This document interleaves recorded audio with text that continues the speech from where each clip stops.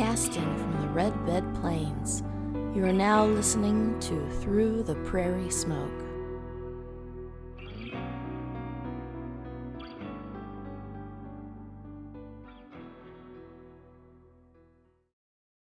That's the Lunar, huh? Yeah, they're actually pretty good. You've smoked one before? Pretty decent, yeah. Okay, great. I smoked one yesterday. I thought that's a cool little.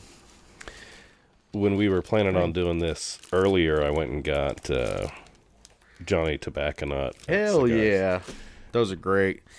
Those are like I think my favorite Connecticut's so far. This one's pretty good actually. They're for you, by the way. What? They're yours. I couldn't just. Oh yeah, you don't smoke light, do you? You don't smoke Connecticut's, Thanks, bro. Yeah. So take those with you. Okay. I do have one in here that you can try later on if you want. Yeah. That's dark, and it's an Amazon Basin is what it's called. Mm-hmm. It is the most unique.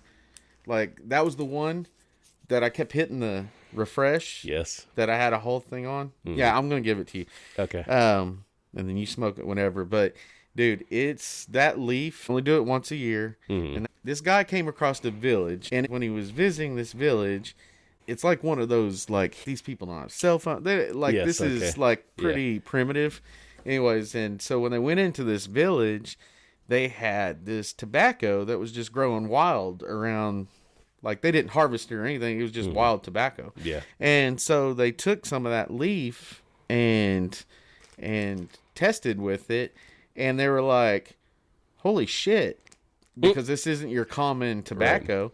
Right. And anyway, so then they started making deals, and at first, in the very beginning, they would trade goats for this tobacco. Yeah. And then the joke is like a few years later, you'd go back to the village and people are walking around with cell phones, and because they had money now that was coming. Wealth. Yeah. Mm-hmm.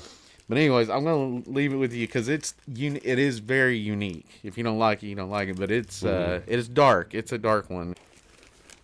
So are we ready to kick this off then? Let's kick it off. So I guess I'll get this baby cut up. There we go. Yeah, so happy spring. Red buds are blooming out there here in Oklahoma. I will say that we have one in the backyard, and I will say that when they come out, they're beautiful. There were 2 saplings that had grown from a red bud I had in the backyard here at Yukon.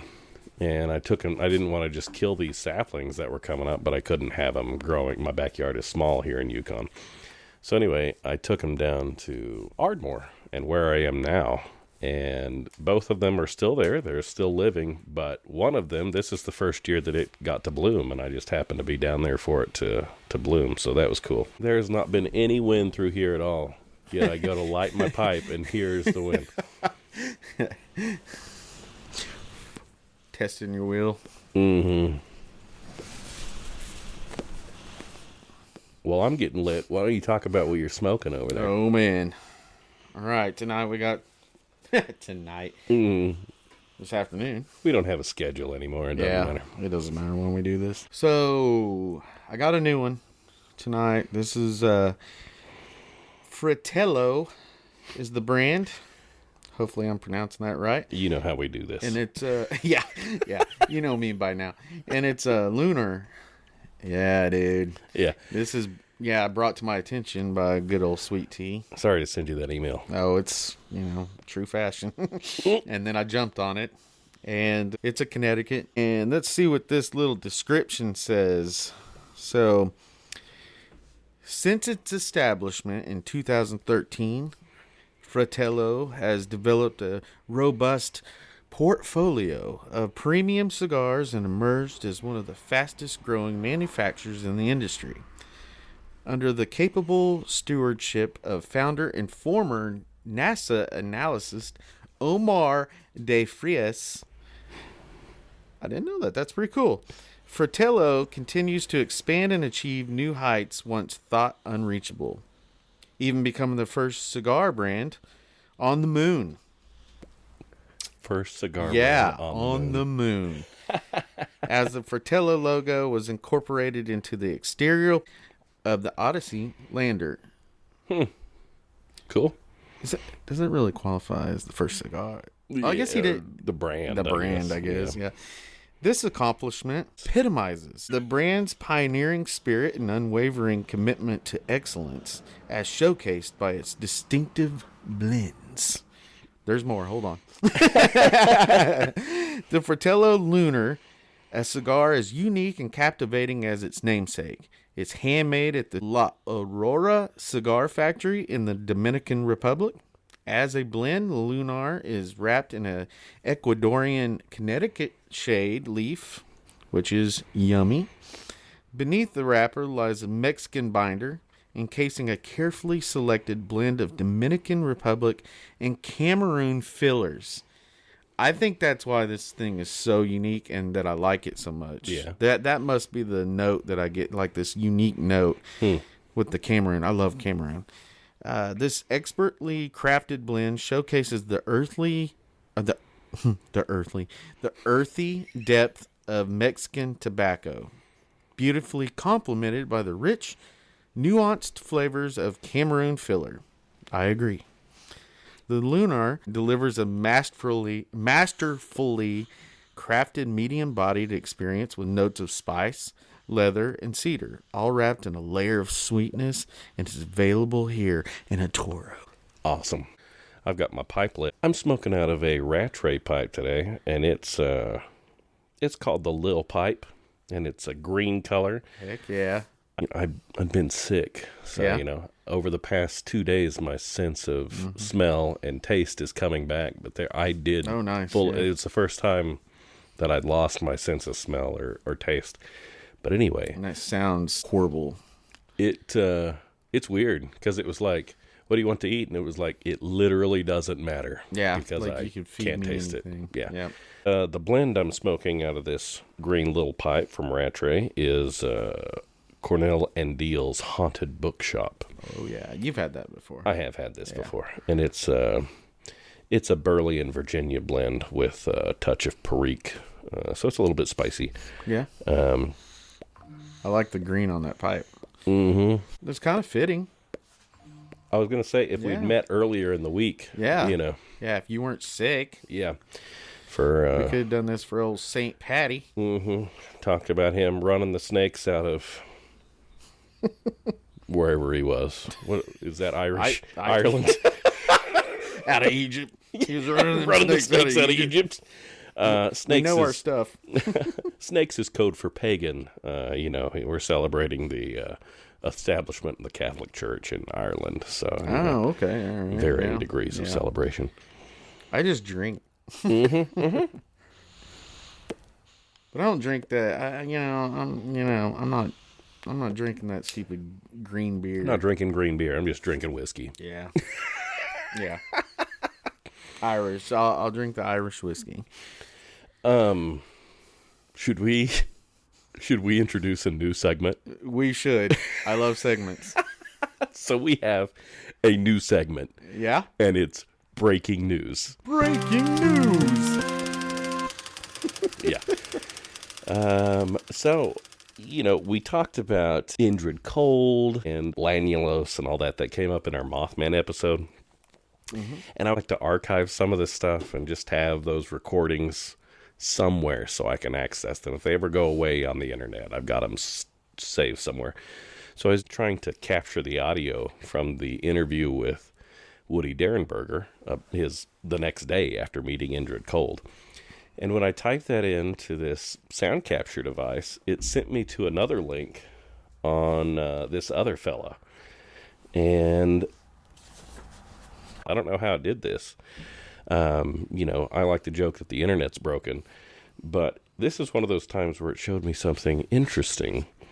And that was from Temple, Oklahoma on March 23rd, 1966. Nice. And this is about 6 months before Woodrow Derenberger encountered the lampshade-shaped object outside of Mineral Wells, West Virginia. This is observer William Eddie Laxon, and he is an instructor at Shepherd Air Force Base. And on March 23rd, 1966, there was an object parked on the road in front of them, similar to like it landing and blocking traffic in front of Woody. No sharp edges on this thing. And he noticed that there was a fella out looking around the outside of it with a flashlight. After looking at the object with this flashlight, goes and gets back in, and the thing takes off. And Mr. Laxton, being an instructor at the Air Force Base, he doesn't assume it's alien or visitors or anything like that. So he's like, that's ours. And he's got an illustration. His encounter was written up in Project Blue Book. But it is essentially the same device that's described by Darren Berger. Yeah. And it's 6 months earlier, right here in southern Oklahoma. That's crazy. So anyway, that's 6 months prior. 6 months prior to Woody's encounter. But the guy had a flashlight. The fella outside. So I can see why the guy's like, this is one of us. This is us. Yeah. Well, also, that's his background. Well, yeah, because it wouldn't have been a flashlight. It would have been the tip of their finger, right? Sure, We learned that in E.T., right? In E.T. E.T. showed us that it is a point of light. Yeah. No, that's cool. And in Oklahoma. And Oklahoma. Yeah. So it's interesting, and that's got me thinking about we're gonna have to revisit the Lanulos story and have its own. We'll have to have its own little thing, and then these other unusual sightings that are happening around. Yeah. So we've got that in the works for coming at some point. But I was so mad because the thing sent me to this other video as I was trying to capture this audio. But then as I was watching this video, I was like, this is the same. No, it's not the same. Oh my goodness. This is interesting. So happy little mistake that the internet delivered unto me. Mostly it's just anger and upset that it delivers to me these days, but this was one of those happy coincidences. Yeah. I just anyway, so but that's not what were you supposed to see that? That's demonic reality. Are they following you, right Tyler? there? Maybe they've listening. Heard of our podcast. They're listening to the podcast. They know we're onto them. Dude, they're listening to our podcast. Listening to us right now. They're not listening to our podcast. But we're so glad that you all are. Of course. Yes. We got some smoke here. Let's go through the smoke. Go through the good old smoke. And talk about our topic tonight. Which Okay. is... Topic tonight. Crybaby bridges. And much more, Because what I found out is that I'll be truthful. In the beginning, I was like, when we come up with subjects for our future episodes, like there's a few in the chamber, Yeah. and some of them need a little further research, but they're there, and it'll be a shorter episode or something. So in my mind, I was like, this is gonna be a really short episode because they're, my hard-headedness was like, oh, there's not that much to talk about. There's like four of They're these. all very similar cases because there are cases of crybaby bridges throughout America. Oh, yeah. And across sea. So, Oh, yeah. Mm-hmm. But the more I started looking into stuff, I'm like, wait a minute, this just opens a whole world of just different, and it may not just be like, cut and dry crybaby bridge. Sure. Does that make sense? So that was our jumping off spot, this crybaby bridges. So give us, what's the general thing about a crybaby bridge? How do you know if you found a crybaby bridge? What's behind them? What's the story? So the most common theme amongst these bridges, which, some of them have their own unique stories, but the common background theme is that a woman in distress for many of reasons ends up throwing their baby over the side of a bridge. And basically, in simple terms, then it's, later on it's haunted. You can hear a baby crying or the mother screaming out for the baby or something, depending on the story that's linked with the bridge. Sure. So typically it is infanticide. It's a mother killing her own child by tossing it off a bridge. But there are other unique stories that go along, and not all of them do follow that path, but most of them do. And then, of course, for the folklore, the idea is that if you can find one of these haunted bridges, if you go at the right time, sometimes you can hear a baby crying in the distance, right? Yeah. So that's kind of just the general folklore. And it is likely possible that you have heard one of these stories wherever you are. Yeah. There's probably a bridge in your neighborhood that's the haunted bridge or whatever. Like, growing up, I bet everybody knew of one at least or something. Sure. You know, if you're into that kind of thing. So, but that's what we're here for today. That's our topic. Let's get after it. Yeah. One of the things we always talk about is liminal spaces, sometimes liminal people, but those spaces that are in between two places. And bridges are literally that. Yeah. You know, yeah. that is your way to get from one side to the other. And so that whole bridge is that liminal crossing over place. Yeah. So again, one of those spaces where, you know, shit's happening. You're a traveler. What Yep. else are you going to encounter on that place where you are passing between the two places? Oh, yeah. If you want to talk about history and how stories spread and things like that, you've got your bridge, your landmarks. You're crossing so many bridges to get to wherever you're going. Mm-hmm. But all along your path, your fellow travelers, the stories that you stop in, everybody's got a story about the surrounding place or the horrible things that have happened on a bridge. But of course, travel itself, the travel is what is spreading those stories, word of mouth, folklore, myth-making, modern myth-making, things like that. You can also look at specific architecture on some bridges, and this is really true for bridges in Europe and things like that. Bridges that are still standing from long ago. But sometimes those bridges are called devil bridges. Devil bridges. And that has to do with the architecture. You know, people were fascinated. You could build a bridge out of stones. How'd you get that bridge to not that pile of stones to cross the river and not just walk it? Well, they had to sell their soul to the devil. To do that. I mean, there was witchcraft. Yeah. It's so funny. Math and physics, but witchcraft. Yeah. Yeah. Yeah, there was many stories that I came across that, well, I say many stories, but that was the common theme of the devil bridges was whether or not people would just sell their soul for the craft and the skill to build a bridge, or in some cases the devil actually did help build the bridge for the exchange of their soul or something else. But like I said, mostly across Europe where you get those stone, we've all seen them, even in movies and shows and stuff, those, you expect to see a troll underneath the bridge. Or something like that. Yeah.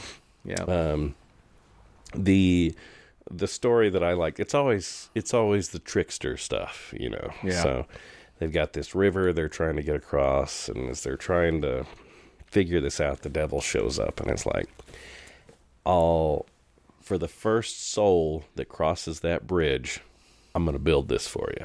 I'm going to show you how to do this. But I get the first soul of the person who crosses that. And it's like, you go ahead, man. I'll be right behind you. So in the particular story that I saw, the trickster got tricked, where the woman throws a loaf of bread across the bridge and a dog runs after it to go eat it. So it's like, the devil gets a dog soul and not a human soul.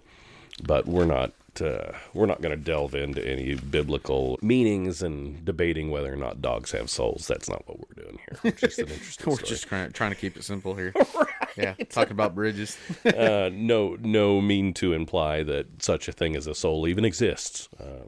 Yeah, there you go. Yeah, we're not getting that deep, people.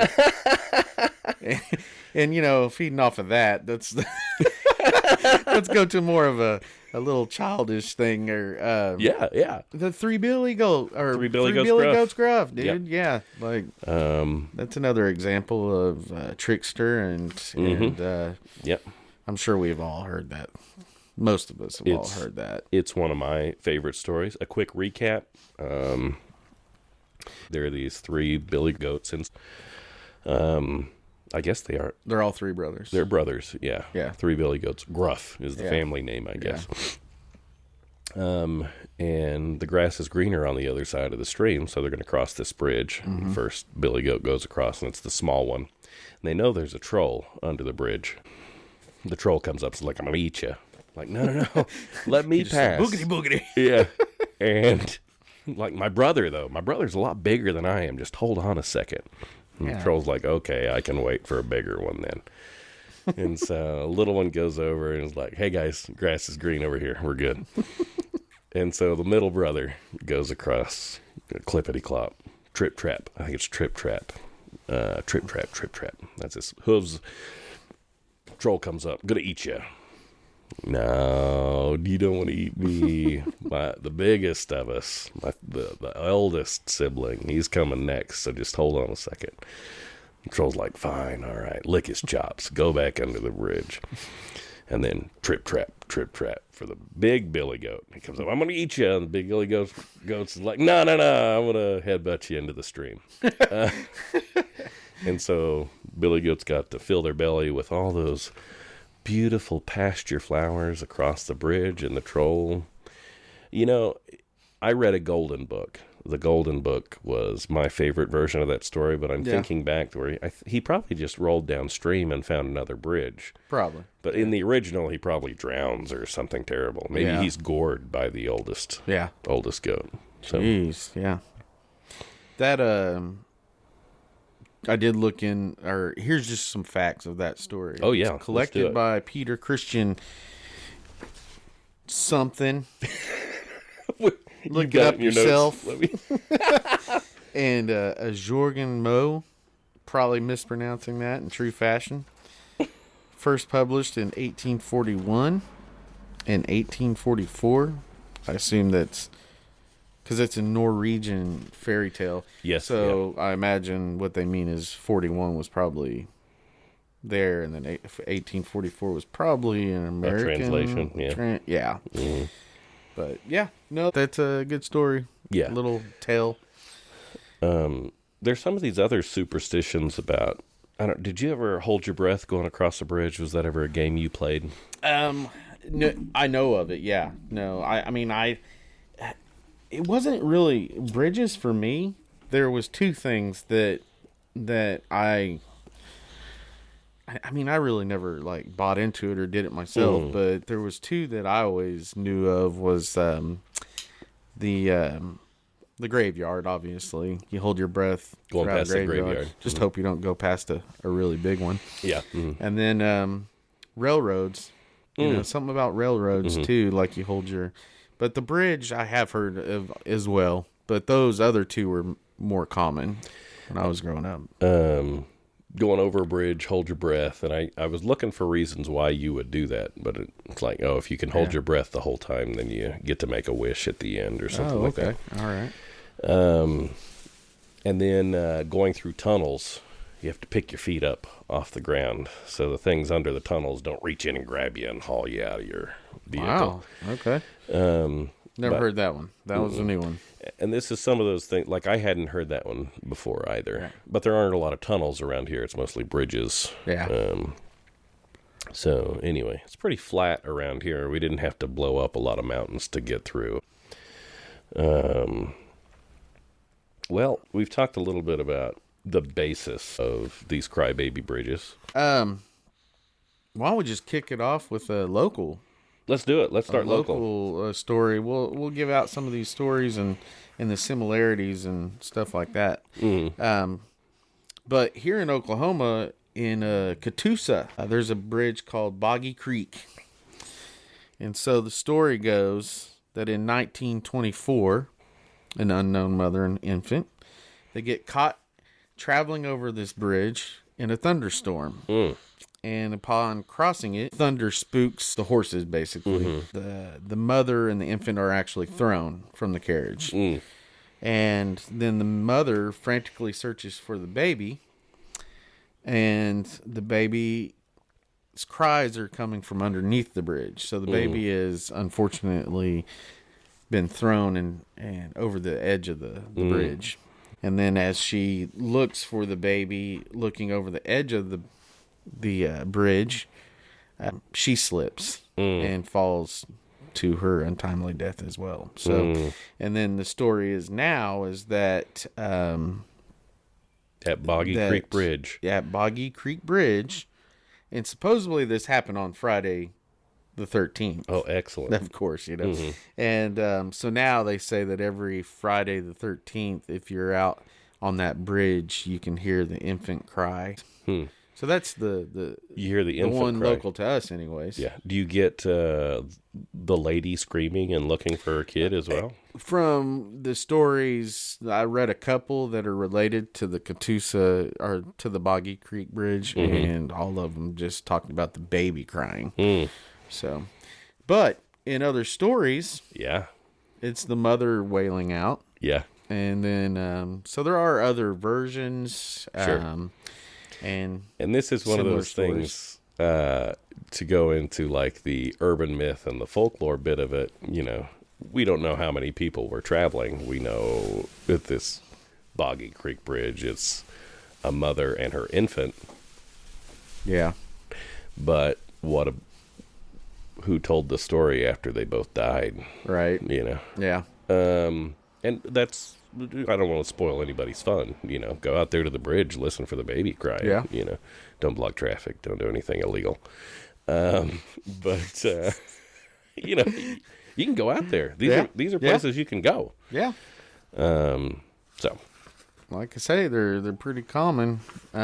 We're kind of like you said earlier, it's like these stories are passed along throughout travel.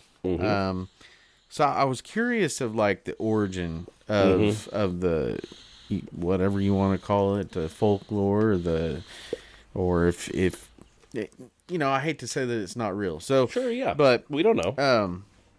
I did come across one of the oldest recorded accounts. Okay. Well, I say recorded. I don't actually know where it was recorded, so I guess I can't say recorded. But the earliest account that I came across was in New Hope, Pennsylvania, and they call it the Van Sant Bridge. I could see how other stories came out of this, but it's told of a woman that became pregnant out of wedlock. Her family disowned her, and so out of sadness, she sneaks out one night. This is after the baby's born, of course. But she sneaks out one night and makes her way to this bridge and throws her baby off the bridge, and then she hung herself underneath the bridge. A lot of these stories do have the common theme of birth out of wedlock. Some cases it was like maybe the baby was born with a deformity. So sad stuff here. Yeah. Most of the ones I read, the baby is the one that's thrown over the edge of the bridge. And then in some cases, the woman or the mother also commits suicide as well. There are other stories, though, that have different versions. I took some notes of similar stories. There is a version where a school bus is traveling across the bridge and loses control and goes over the edge, and unfortunately everyone in the bus dies. And then when you go across those bridges and you put your car, you know, you stop on the bridge basically, and then sit there, and then the car gets pushed across the bridge. What I mean across the bridge is to safety, not over the bridge. Right. And it's been known that these are the spirits of the children pushing you to safety. Yeah. And that story's been linked to a lot of different bridges as well. So, but that's a different, like, kind of a story that goes along with a bridge.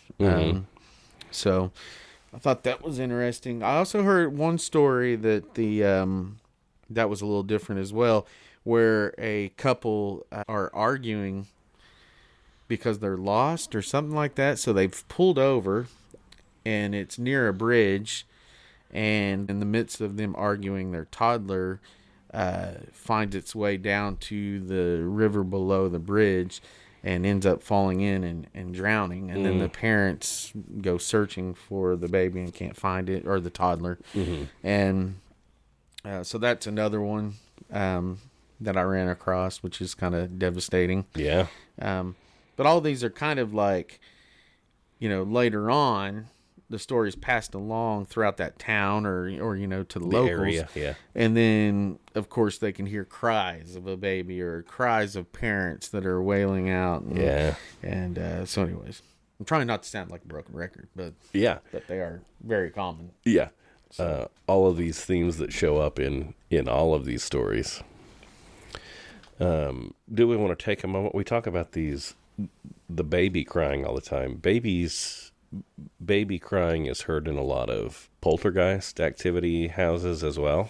Like people beginnings of poltergeist activity, sometimes it'll start with, you'll hear a baby crying in the house. No babies in the house. There is a video game, I want to say it's a 2D side-scroller, probably about going through hell or something, but there is a baby crying in one of the levels, and it is freaky. Stressful. Yeah. And it's one of those things, like, you don't really realize how much sound plays into what you're feeling at the time, like, it's one of those things that maybe harken back to nature. Like, you hear a crying baby and it's stressful because, like, somebody helped that baby, Yeah. But, a haunting, it's something different. True. I mean, that's creepy. It is that's creepy anyways. Yeah, yeah. And that's why I have such a love for atmosphere in horror movies and plays and stuff. That's like when we did our play, I was annoyingly all about atmosphere. Absolutely. The haunted house, when we did the haunted house, which we've talked about. I think it's episode 7. Check it out. But that's why I was so big on atmosphere as far as lighting and noise and sound. And I say annoyingly because sometimes I can get carried away. Well, a lot of people lose focus on other stuff. Sure. Well, it's one of those things when you say haunted house, that everyone has a template for that. Everyone has an expectation for what a haunted house is, but it's like, no, we want this feeling of dread to really weigh on you, and we want you to take that with you. Yeah. Well, it's so boring if you go through like a haunted, not to get like, down a rabbit hole of haunted houses, but like when you walk into a haunted house, and and a lot of them, unfortunately, a lot of them are just focused on jump scare. Yeah. And, and that is kind of why people go through them, is they want to be scared. But there's so much more outside of a jump scare. Yeah. There's the stuff that leads to a jump scare. Because you can have just a jump scare, and it's like, oh, okay, well, but if you add atmosphere, like if you lead up, if you go through a couple of rooms in a haunted house and there's nothing going on, but you have like weird, like a baby crying faintly in the background, or that starts getting you start, like you said, you it's stressful. Like, it's weird. The stress comes upon you, and then you're also like, what's going on? And if you have the right lighting where you can barely see things, but you can see what they want you to see, and then you add the jump scare. So that's it's just a formula. Yeah. And once you get that right, it's just like it hits. And that's typically also where you get the laughter after your jump scare, where you get the people laughing. Just because, we were building and it was so stressful and we were freaking out, and then it's like, I'm safe. I was tricked. And then you go to the next room and there's a chain skull, and it's like, the stress isn't over yet. Yeah. Oh man. But yeah, if you can take somebody through a roller coaster of their emotions and touch on that, the atmosphere is like in my opinion, the most, like the biggest part of it. Yeah. Whether it's set up or after. Yeah. Yeah. So that's one of those things too. When you go out to your local haunted bridge, and if your local bridge is not haunted, you can make it haunted. Just make up a story. It's fine. Yeah. But when you go out there, don't forget the atmosphere. You're not just waiting to hear that crying baby. Look around. What else goes into the story? Yeah. Did these trees that are growing here, did they witness the event that cause the haunting, Yep. So, take it in. Take it all in and then get it. Yeah. You said that there was we had talked about this when we were kind of doing our own individual research and stuff, and you had brought up to me on the scientific side of things that it's the baby cries, and then there was something else. What, doors shut? There was something else you had said that those are two most common sounds that people hear. And one was baby cries, and I thought it was like maybe a car door shutting or footsteps, probably. Footsteps, maybe. Yeah. Yeah. Mm-hmm. So that was interesting on a scientific level of things. And the whole baby crying thing, it kind of goes into the whole nails on a chalkboard. Like sometimes you scrape your nails down a chalkboard, and that really affects some people, and other people not so much. So is it a hearing thing? And I can't remember where I read this. It's been decades ago that I read this, but there was some theory that it was like, well, that sound is related to a primate scream, and so there's something in our biology that is like, oh, that's distress, and we need to avoid, like, whatever's eating that primate over there, we should stay over here so it doesn't eat us. So it's just kind of embedded in us, right? Programmed into our mind. Something that makes us human. That's not good. Right. Avoid whatever that is. Avoid that. I did come on while we're on the subject of that. And I really never thought about this, but I don't know where I came across it. I need to be better about sources. So giving credit where credit is due. Unfortunately, but in true fashion, I don't go that far, I guess. But I thought this was an interesting, like I said, I don't know where it came from, but I know I came across it because it's not me. That hearing cries out, like maybe by a bridge or out in the wooded area. Mm-hmm. And this also would have to be in your location because these aren't everywhere. But like cougars or mountain lions. Oh, sure. They say that when they call out, a lot of times they are mistaken for baby cries. The way they're crying out. So I thought that was, I have that in my notes, and I put off to the side, interesting. Yeah. Don't put the source, Dustin. Just put interesting. Hey, it's not always like in these stories. It's not like there was one story that is in Ohio. Mm-hmm. It's the Egypt Road. And some notes I took of that one when I was just kind of looking at some more like noted places. And where were you looking? Were you mostly Wikipedia? Well, unfortunately, this one was Wikipedia. Well, sure. Yeah. I promise I read other sources than Wikipedia. But this one, I believe, is from Wikipedia. But three things that they had brought up about this bridge. One was what our topic is about, is a baby falling in and accidentally drowning. But then they also said that there was some kind of a cult that had been reported in the surrounding woods of that bridge. Mm-hmm. And then I guess in 2010, an elderly lady was found at the bridge, and she had been strangled and burned. Underneath the bridge, or around the bridge, I guess. And there's a little more to it than just a baby falling in. Yeah. You want to hear a wacky story? Absolutely. This is one of the wackiest versions I saw. So, let me pull a note up so I don't get this wrong though.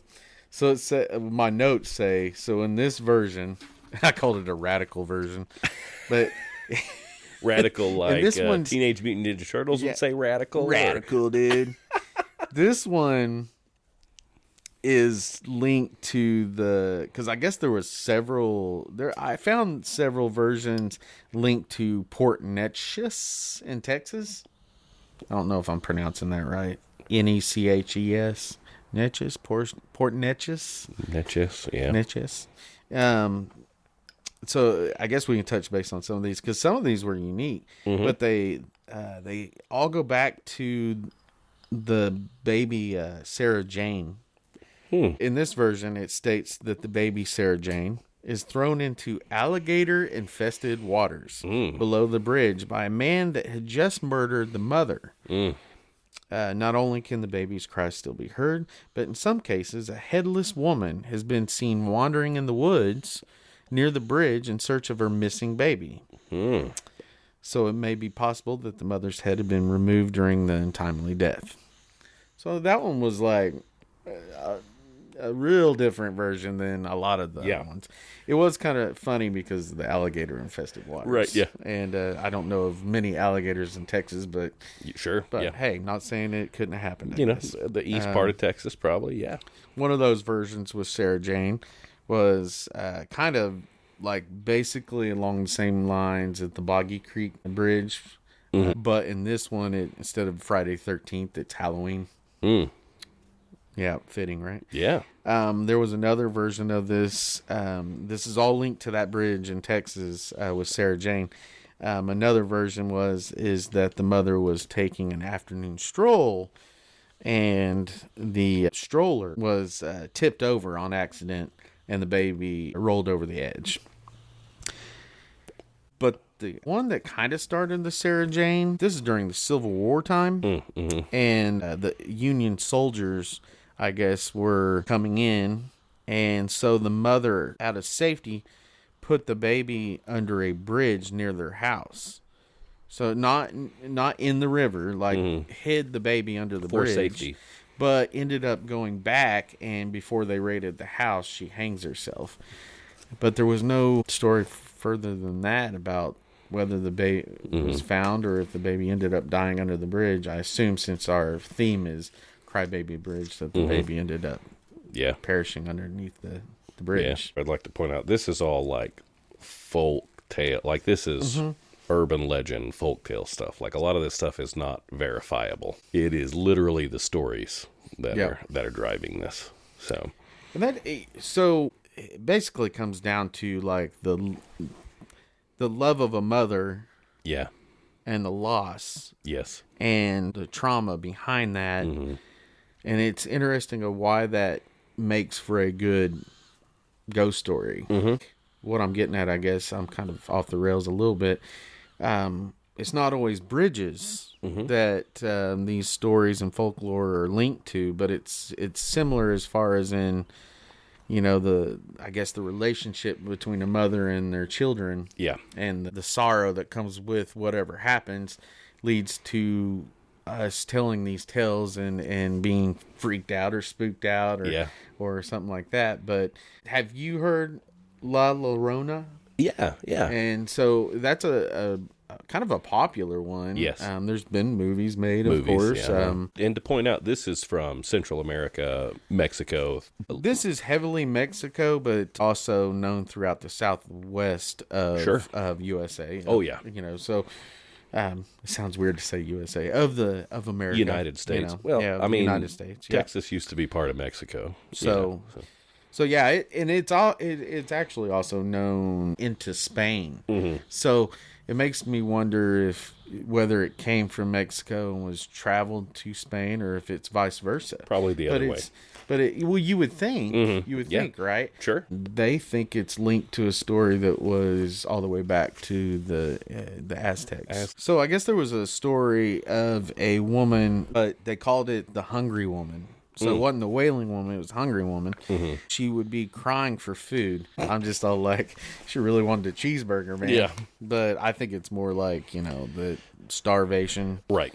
They think that might be an origin of that story. She's not wailing for hunger. She's wailing for children. That is interesting. The Weeping Woman, or the Crying Woman. It's the story of a lady that catches her husband cheating.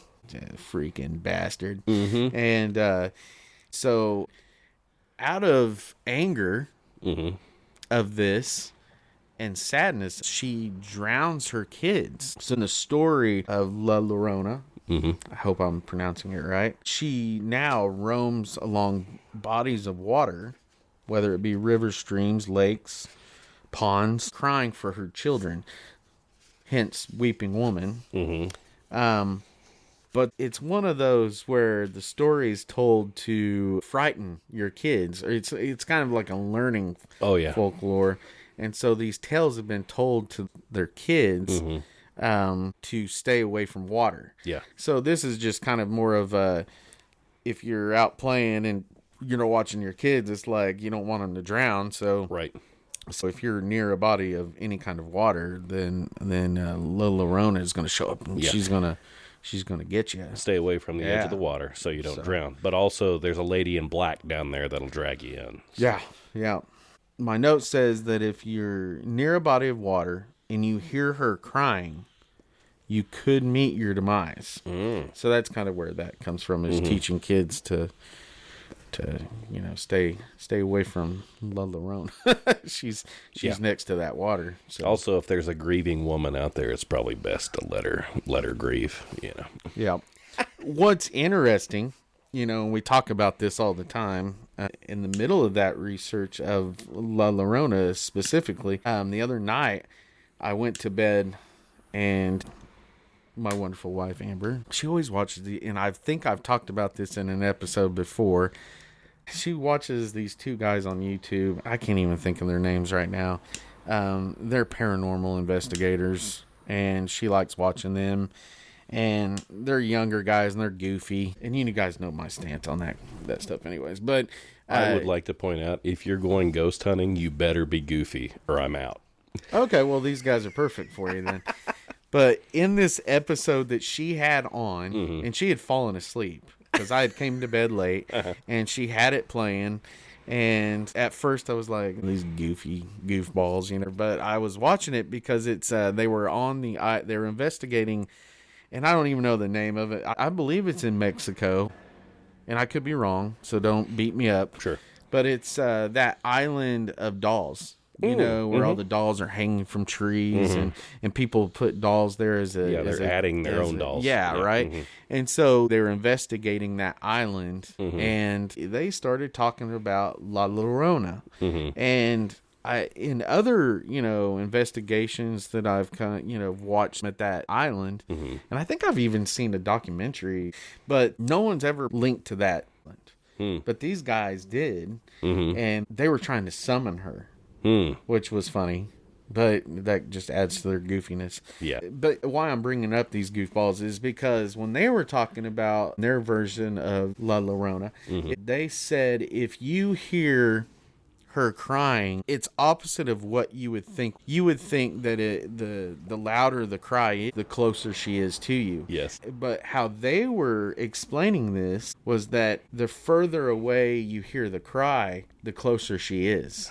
So it's kind of like a trickster type deal thing. So if you hear it faintly in the background, then you better be careful because she's right next to you. So I thought that was kind of interesting. I don't know how true that is or where they heard that, but that's I thought that was interesting. Also thought it was crazy that episode was on during all my research here. And I do my research mostly at work because, I get paid for it, Hope my boss isn't listening. But, so what I mean by that is I'm not at home saying it out loud or looking at it on a device at my house. That would prompt maybe a spouse that episode to look come it up. Yeah. Yeah. Interesting. Yeah. And actually, I haven't even talked to Amber about what this episode was going to be, and actually didn't talk about anything about La Llorona. And actually, that came towards the end. Like I said, it just opened some different windows for me. Sure. And ghost stories that are linked to mothers. I'm sure there's tons of them. Oh, of course, yeah. Movies and all that stuff. If you watch movies, Guillermo del Toro, like a lot of his movies, it's all kids experiences or a mother's grief or something like that. Like it's all. He makes good movies. Oh, absolutely, he does. Yeah, yeah. I like his style. Absolutely. Yeah, and it's much more. This is not. We say this often. This is not a pulp culture critique podcast. No, but but it comes up a lot. It does. But his movies are much more fantastical. It is the other. You are experiencing the other. There's no hiding, like, is this real or is this not real? Well, sometimes there is, but it is all, we are in this world. We have reached the other, you know? So Yeah, it's interesting. Yeah. And while we're on the subject Sure. of movies, Yeah. my favorite movie and favorite book, favorite story of all time, Woman in Black. Yeah. You guys get sick of me saying it all the time, but I'll fit it in every episode if I need to. I hope all of our listeners have watched it by now. Yeah, right. Or read it. Hopefully, okay, so this is, what should I say? Man, I feel like the book was written in 1983. Yeah. When I was born. So this thing's freaking 42 years old. Yeah. Okay. Then there's a movie that I don't even know when the movie came out. I should, because I'm obsessed with this story. But there was a TV movie for BBC, which is really great, and then there was the Daniel Radcliffe version. Yeah, sure. But he was in it, and that was a good one too. So I feel like me telling you this is not a spoiler, but maybe I should go ahead and say spoiler alert. Spoiler alert. So you can stop listening. But don't stop listening. Just fast forward. How this is related to what I'm getting at. In that story, this house is haunted by a woman in black. Yeah. And when you see this woman, it means a child's going to die. Yeah. And the story behind that is Alice Dablow owns the house. After she passed away, this solicitor has to travel to this house, which is Ilmarsh house, and it's surrounded by a marsh. Yeah. And so he goes out to this house, and he's out there by himself. Yep. And he is going through all the paperwork. While he's out there, this is when he experiences this tale that everybody is scared of, of this house. He finds out as he goes, Alice Dablow's sister, Jeanette Humphrey, she has a kid, but she's mentally unstable. So she's actually sent away, and the kid is taken under Alice Dablow's She becomes wing. the guardian. Right. And then Jeanette actually is brought back and stays in the house, but the boy has no idea that's his real mom. Yeah. And the agreement is she can stay in the house and interact with the kid, but she cannot ever say that she is the mother. That's the agreement. You can imagine over years. But the boy actually is taken away from the house one day, and the carriage goes into the marsh, and the kid ends up drowning in the marsh. So that's where the pain and the suffer comes to Jeanette Humphrey, and Jeanette Humphrey is actually the woman in black. So she's very vengeful. She has hate and rage in the whole situation, and so that's why she shows up. And when she shows up, she's taking the kids. So because her kid was taken from her. Right. Yeah. So it's a beautiful story. But yeah, I will point out that I have not seen the BBC version. I've not read the book, but the Daniel Radcliffe movie that came out a decade ago or whatever it was, it does that atmospheric stuff where he is going into this town. He is a stranger. He's the outsider. And then he goes to this house, and it is a different place. This marsh is desolate. Like you go, and it is the horror of place as well. Like it is a desolate area. It sucks. Yeah. Yeah. So. Yeah. Yeah. And then on top of that, like when the high tide comes up, and then he's stuck there. Can't go anywhere. Like, and in the movie and in the book, I believe it's like this guy, like nobody wants to go out to this marsh because they know the stories. And so he ends up getting this guy to take him out there, but the guy's like, I ain't staying. Yeah. He goes, I'm taking you as far as the you out gate. of the wagon and says, hey, I'll come back when the tide's down to pick you up. So he ends up having to stay overnight for several nights because he's going through all the paperwork. And I've probably talked about it before. The book, the TV movie for BBC, and the Hollywood movie, all three have different endings. You mentioned that the tide coming in, everything swamps in the marsh. When the tide goes out, there's new stuff as well. What does the atmosphere, what does the environment provide to you? I'm glad you brought that up, because then I totally just would have kept talking and forgot the most important part of why I'm linking this to this episode. The path that goes through the marsh where the boy has met his demise by drowning.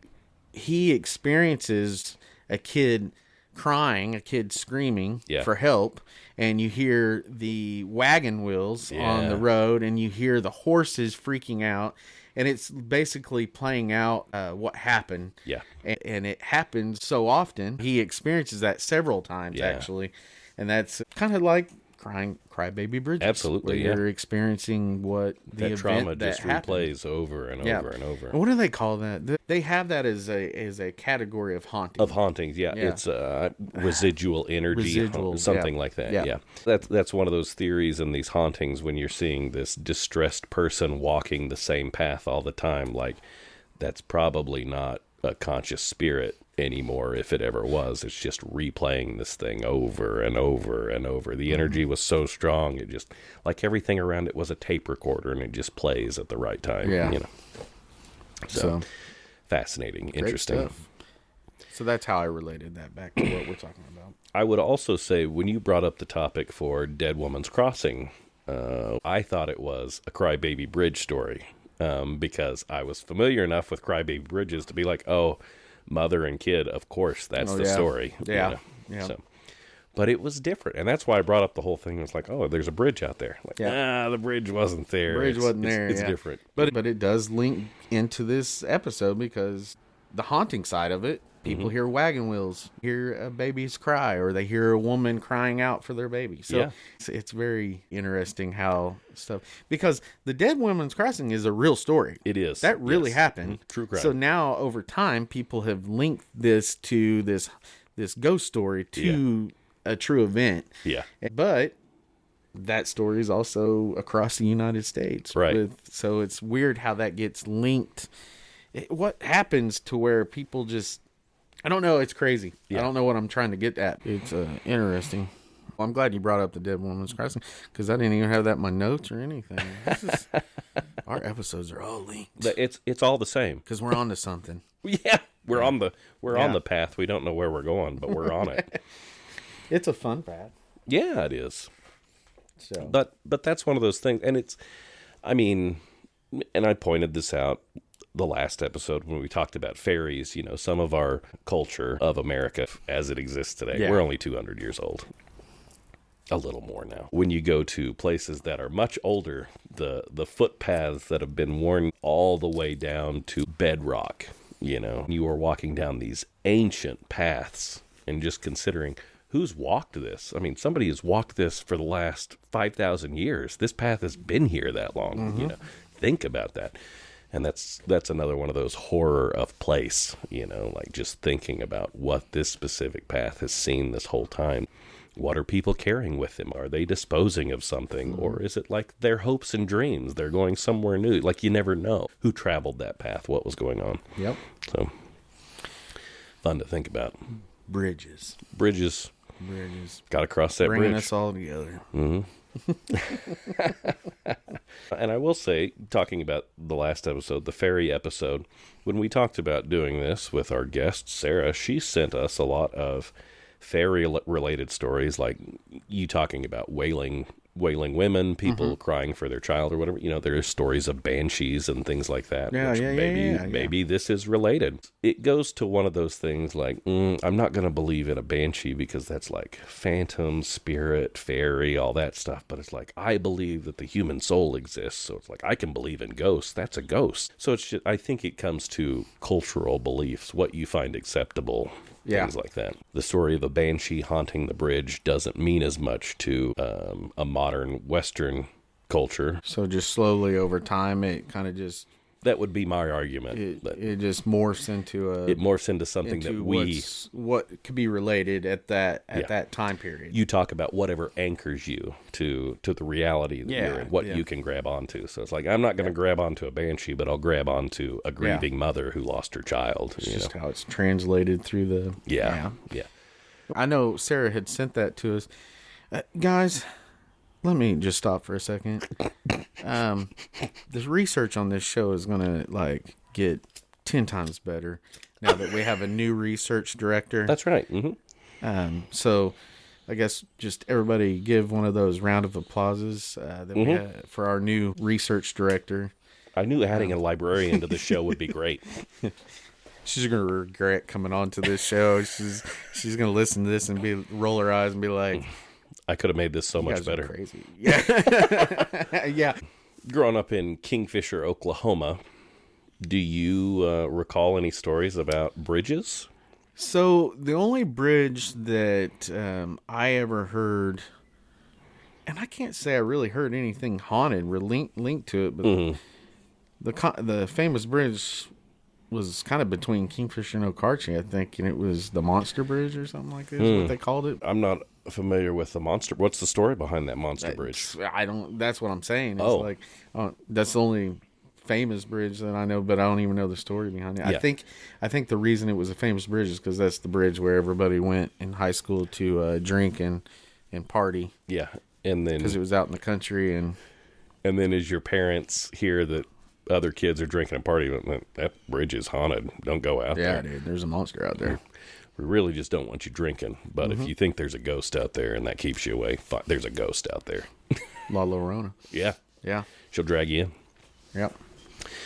On the route between Kingfisher and Loyal was I'm going to call it a skeleton bridge. I don't know if that's what its technical term is. I always heard it called the skeleton bridge, but it's a one-lane bridge that crosses, I think it's the Cimarron River there. And it had wooden planks, and it had the iron bars along the side. Yeah. This is typically, if you're looking in pop culture references, this is the bridge you see a train cross all the time. It's got the big iron or steel beams that hold the thing up. That bridge had wooden planks across it, one lane, and you went across it, and it was rough and noisy, and it's, probably 30 feet and 20 feet to the ground if the water's low, which it typically always is unless there's a flood. But I would beg my grandfather to go across that bridge all the time when we were going out to Loyal. And he's like, no, it's not safe to go across that bridge, mainly because it's one lane, So it's one of those things where it's like, no, there are practical reasons why you would avoid the bridge. Yeah. But, as a kid, it's like, what? It's a skeleton bridge, and it's got to, it's scary. And it's stressful driving across it, Yeah, So, am I going to fall through this thing or what? Yeah.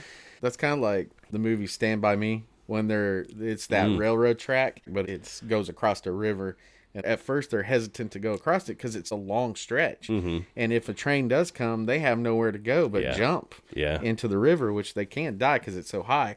And so then they're going across, but the chubby guy, it'd be me probably, is behind, and he's the one that's really scared to go across it. And then a train is coming, and then they freak out. And anyways, it's a good movie, but sorry, when you said that, I was all like that scene popped up in my head. But that bridge went into actual disrepair, and I think they fixed it. But I actually think there is a alternative. There's an actual concrete bridge that's 2-lane next to it now. So now that you're talking about it, yes, I know what you're talking about. Yeah. So I don't know of any stories, but it was the scary bridge. That was the scary bridge when I was a kid.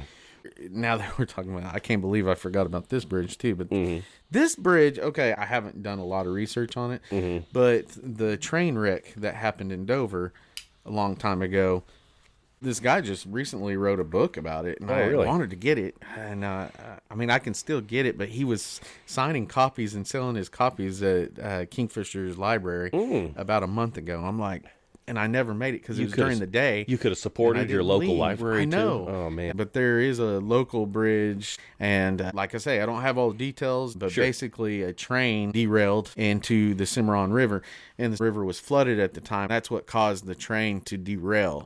And a lot of them survived on this train, but there were a few that perished. And I've always wondered if there's like ghost stories linked to that tragedy. Sure. That happened almost I think that was in the early 1900s. Sure. So like when we were becoming a state. Yeah. And you would think that there would be stories linked to that bridge. Yeah. Or in that area. Because now there's a new bridge, and it's a new railroad track. But what's interesting about that story is that there's at least 1 or 2 parts of the train that are still in the river. Really? That they never could recover. And the reason they didn't recover it is because it sits up against the pillar, and it was too dangerous to remove.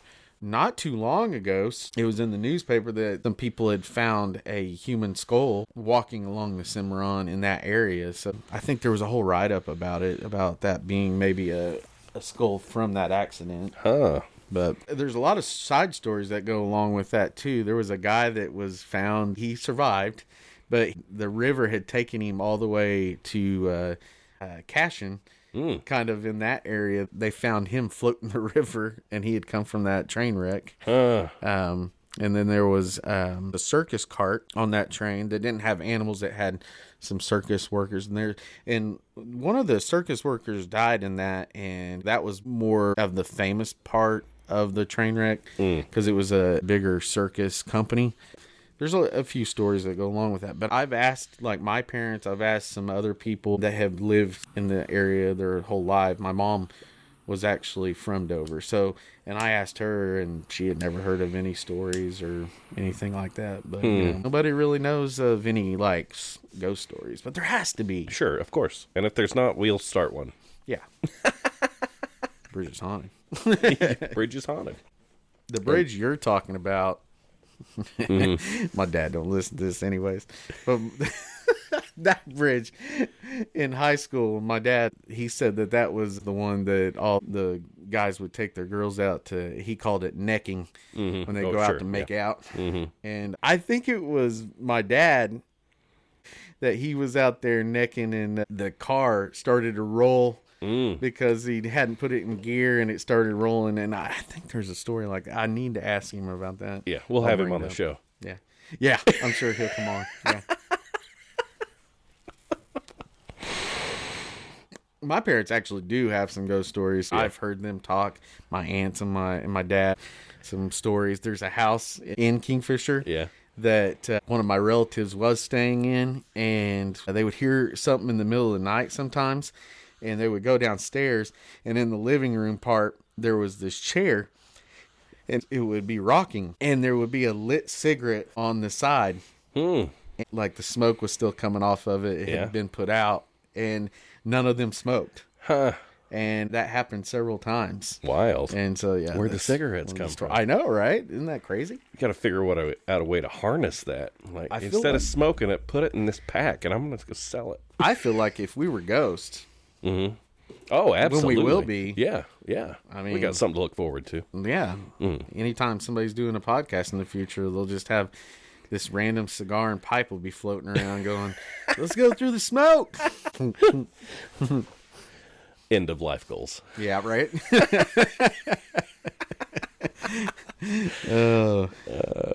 One more bridge in Kingfisher. There's the cemetery bridge out there that always gets washed out when it floods. I haven't been out there in decades, but there was an older bridge before you get to the cemetery bridge that... Is this the dirt road that goes along the backside of the cemetery? Yeah, and before you get to Cemetery Bridge, it's private property now, but there is a bridge that sits there. And when I was a kid, people would just back their truck up to it and push all their washers and dryers and stuff out. It's just a dumping ground. Unfortunately, it still happens. Oh, of course it does. Supposedly, there was a fella who, it always has to do with like being drunk or whatever, but there was a fellow that fell off of that bridge and hit his head on something and killed him down there. Probably a washing. Probably a washing machine, yeah. Hit his head on the washing machine down there. I think it was before it was a dumping ground. But didn't realize he'd stopped on a bridge, and when he stepped out, just stepped right off the side, you know. Oh, man. Because it's a single, but it's little bitty. Little bitty bridge, yeah. Maybe a car length. Yeah, oh yeah. Not even that. Yeah. Not even that. Yeah. And it probably wasn't far enough for the person to die. I mean, they'd have to hit just right, but maybe break a leg or something. Would be a scenario where they hit their head on a rock or something. Yeah. So that's one of those things with those stories. Like, you hear the story and it's like, well, how did it happen really? Because what you're telling me and what I can see is not matching up. Yeah. But it sounds good. Sounds good. Keep your kids from hanging out on the bridge. Yep. Keep people from throwing appliances off the back of their trucks. Right. Maybe that's it. Go out there. That spirit will come home with you. Yeah. You know, don't drop your old washer and dryer out there. Yeah. We need our version of La Llorona for appliances that quit contaminating our creeks. Right. Yeah. Yeah. That's funny. If you care about your kids, don't dump your trash out here. Or yourself. Yeah. Yeah. If you faintly start hearing a washing machine going off, run. Yes. Great. Those are some of the bridges that are around our area. Yep. There's a whole lot to look at when you look at big picture stuff. Yeah, the stories are fun. That's what draws us to those places. But then looking at the history, it's fascinating. You know, what has that bridge seen? It's weird that you don't hear of American bridges with trolls underneath. When we were talking about the La Llorona stuff, I guess there's a version in Eastern Europe, versions of water spirits. Oh. And this would be like Lady of the Lake, stuff like that. Okay. Where a woman would be in the lake. That woman may have died from either suicide or drowning or murder. In my notes, it said woman drowns due to either suicide or murder, usually associated with unwanted pregnancy. Mm-hmm. The spirit must roam the world for a length of time. You would hear these stories where a woman would be in the lake and could take you down if you're around the water. So that's kind of a version of La Llorona, but in the Europe sense. Yep. And there's not a bridge involved, but there is a body of water. Body of water. And bodies of water are usually associated with bridges. That's right. So, is it the water? Well, yeah. That's where a lot of the modern UFO stuff, it's like, it's not just unidentified aerial phenomenon, there's also unidentified aquatic phenomenon. As our instruments get better for detecting stuff out in the water. Haven't we talked about that? Oh yeah, we know more about the surface of the moon than we know about the bottom of the ocean. Yeah. So whole cities underneath there that would be an argument. Yeah. These UFO hotspots around the ocean, there's got to be an underground base down there. So the stories say. And just like in that stuff, some stories are recent objects coming out of the water out in the middle of the ocean. I'm sure if you're following modern stories of UFOs, UAP, they're calling them now. Officially, it's UAP. But you hear the UAP stories now, and it's like, oh yeah, it's in and out of the water. We saw a light under the water, and then suddenly it was above the water, and then it went back in the water and went out, you know, or something like that. But then, of course, going with all of the older than America stories of mermaids and sirens and whatever else, you know, like sea monsters. So it's another one of those things like, oh, there's the wailing lady in the lake, but no, we don't believe in that stuff anymore. So now it's a freshwater octopus that's down there pulling everybody down. Cause there's a local lake that I'm very familiar with that has a giant octopus. That's Tin Killer, right? Mm-hmm. Okay. But there's 2 other lakes in Oklahoma that have a similar story as well. And they contribute that to the amount of drownings that are happening. But it's one of those things, too. It's like, I mean, unfortunately, it happens, you know. And there's one of those things, cause and effect, you know. Numbers can mean whatever you want. When ice cream sales spike, drowning spike as well. Well, it's not because ice cream is making people drown. It's just because it's the summer and more people are out at the lake. Yeah. You know, so, and also more people are buying ice cream during the warmer months. Right. So it's one of those things where don't get too carried away with statistics or anything like that. It's the stories, you know. Yeah. So I don't know about freshwater octopus in the rivers, but there's some great big catfish down there that might. And that's believable. Yeah, might mistake your toddler's leg. That can be true. Yeah. So. Hey, there have been guys. We're from Oklahoma. Yeah, and I don't know if you know what catfish are, but catfish get huge. Yeah, they do. They get big, and they are mean sometimes, and they like to live in little holes in the under, you know, in the banks, in the banks, and underneath wood and trees that have fallen over. And a sport here in good old Oklahoma is to go catfish noodling. Yeah. But basically, you're catching a catfish by hand. With your hands. You're going down in its world. Yep. And there have been drownings from that. Mm-hmm. And that's kind of scary. Yep. So you would think here you go to Oklahoma, it would be like some giant Loch Ness catfish monster that takes you down, but wears its own armor. But for some reason, it's an octopus. Yeah, freshwater octopus. Which there has been an octopus found in Tin Killer. Has there? Yes, a freshwater octopus. Really? But it was probably the size of... Oh, they're little bitty. Like, yeah, it was a small one. Yeah. Interesting. Yeah. So it could be true. Could be. Yeah. We're not here to prove or disprove anything. Yeah. Story is there's a nuclear plant that... Bottom of that lake is radioactive as hail. Bridges in popular culture. Sleepy Hollow. You know, you're safe from the headless horseman once you cross that bridge. Oh, yeah. Just that liminal space. The hold your breath when you go across. Cross to safety. Mm-hmm. Yeah, didn't really think about that one. See, it just opens so many doors. Yep. To different things that are all linked. It's crazy how everything's linked. And I think that's what I think I want to try to do with this podcast is show all the relationships. The Western mind has a habit of categorizing everything. Mm-hmm. So it's like, this is the UFO story. This is the ghost story. This is the monster story. And it's like, well, those are all the same stories. Like it's the same thing. It's just that different lens. Yeah. Yep.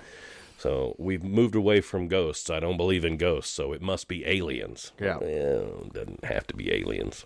Yeah. So true. There's some billboards all over here that say there is evidence for whatever it is, some religious idea or whatever. And it's like, yeah, there's evidence for aliens and ghosts and stuff too, but it's not good evidence. Yeah. It'll never be good enough evidence. It won't be good enough. Yeah. So...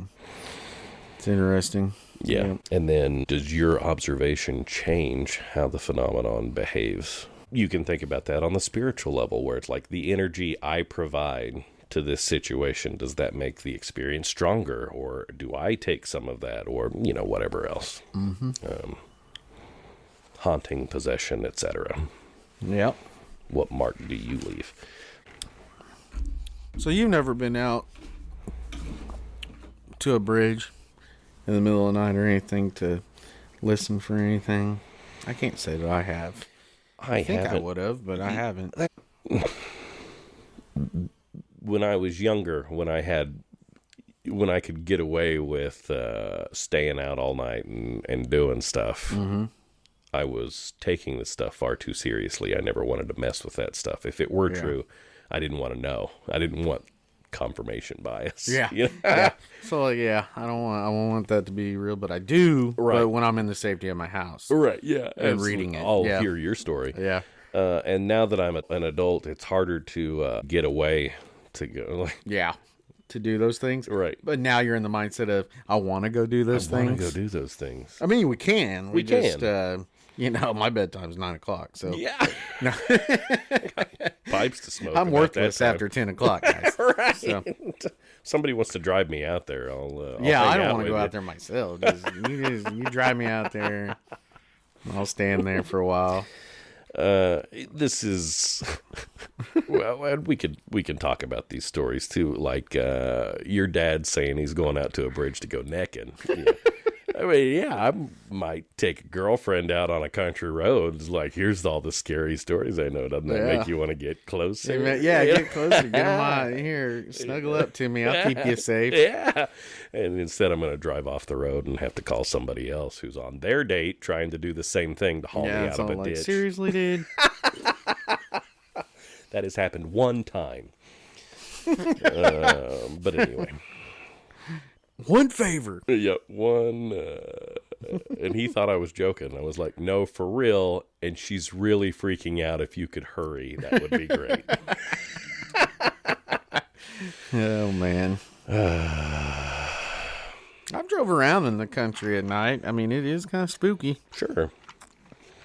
But it's one of those things, too, like, there's plenty of stuff in your imagination that is spooky. But also, it goes wild. Yeah.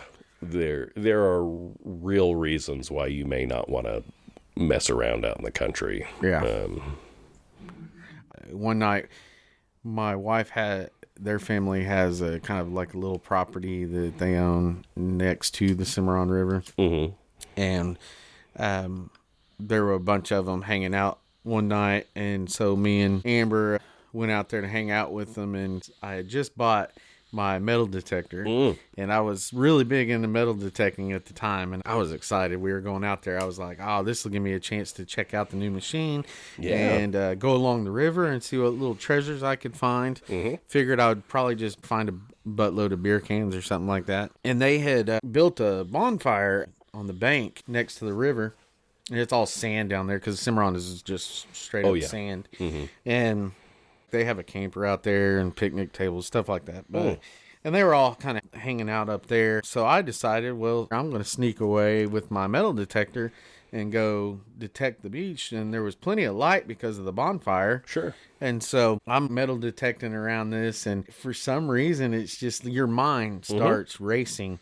And even though when you're like focusing on signals, you're trying to figure this out, the whole time I couldn't focus on what I was doing because I was freaked out that a mountain lion was going to get me. Like I seriously, it wasn't anything supernatural, nothing. I was out there the whole time. I kept thinking a mountain lion's going to jump out of the bushes and take me into the river or something. And no one's going to, all they're going to find is my metal detector and my headphones. And must have been a hell of a signal. But dude, I don't know why, and I'm an adult. And I'm out here and I'm thinking, man, I wasn't thinking of any like weird psycho that's probably roaming the river and it's gonna murder me or something. Wasn't worried about any of that. Wasn't worried about the woman in the river or La Llorona. None of that. It was a mountain lion's gonna get me.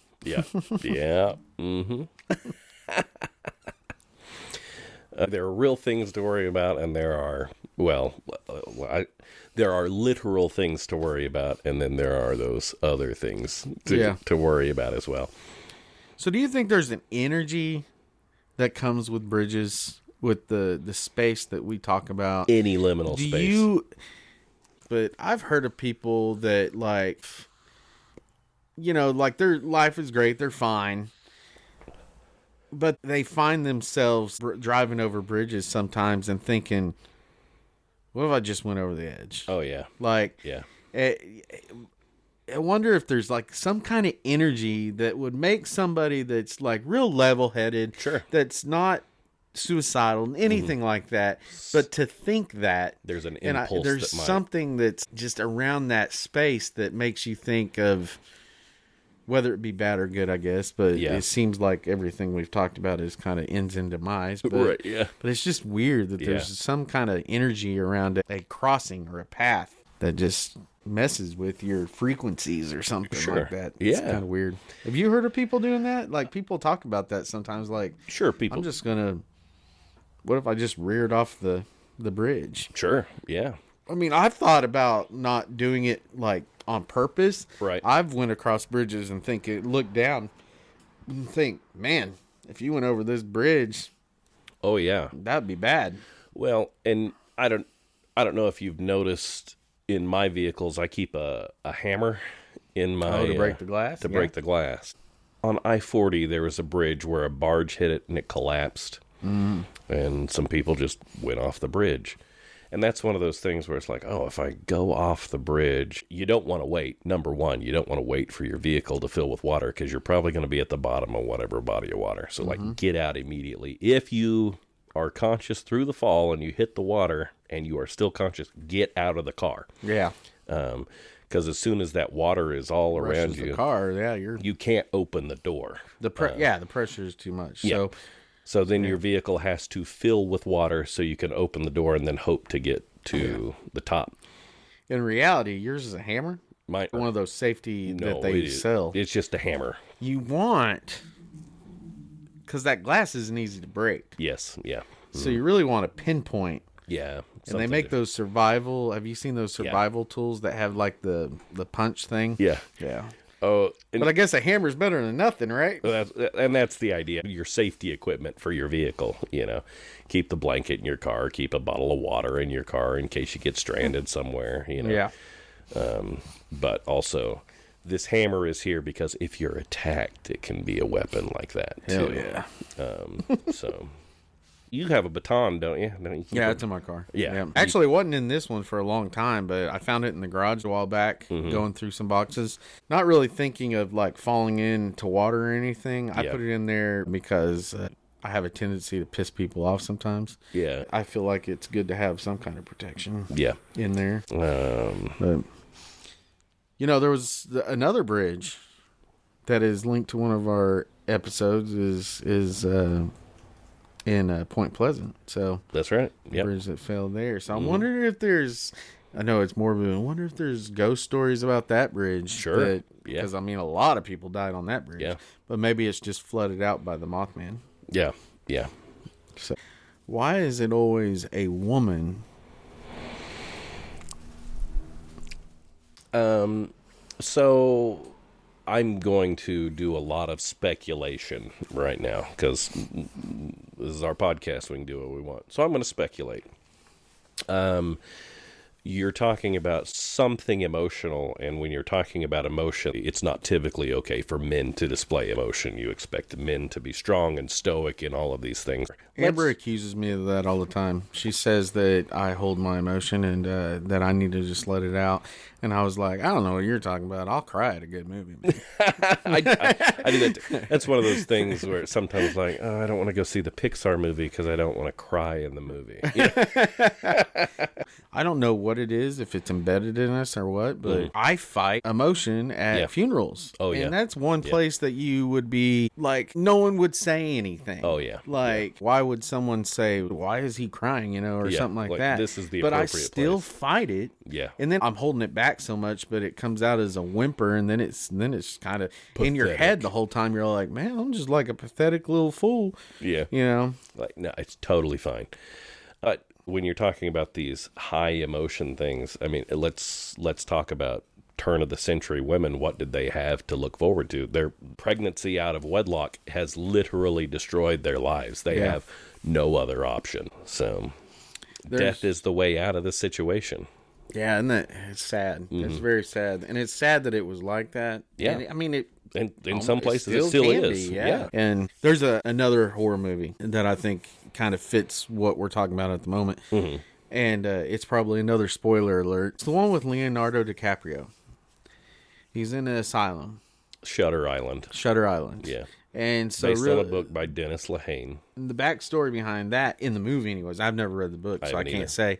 But in that, the main character, which is Leonardo DiCaprio, his wife drowns their kids. And so this is more from the man's perception. And he is in this asylum because he went crazy from that situation. And he internalized those emotions to the point where he is mentally, like he experiences destroyed him mentally.